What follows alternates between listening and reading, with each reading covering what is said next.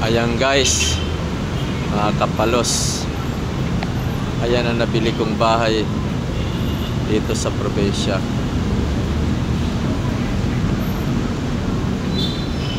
Ngayon inabutan ng bagyo, kaya nagkaganyan, tagilid na. Halos wala na mapakinabangan sa mga ano niya dahil sa tagal. Inabot ng kalumaan na ito. Kaya mapipilitan ako nito ngayon ipa-renovate.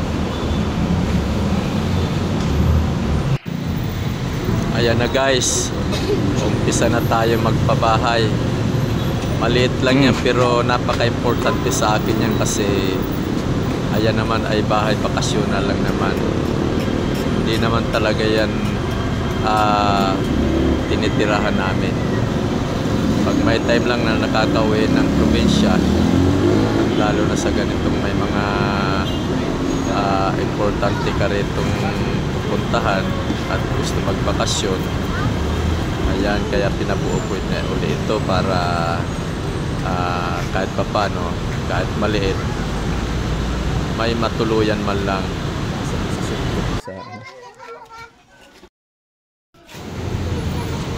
Buti na lang mabilis tong nakuha kong trabahador, kaya mabilisan tong pagpapagawa ko kasi kailangan ko makauwi na agad sa Manila. Ayan na guys, so nabuo na.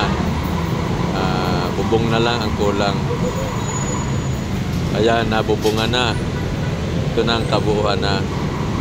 Pero mayroon pang sa mga tagiliran na kailangan i-finishing.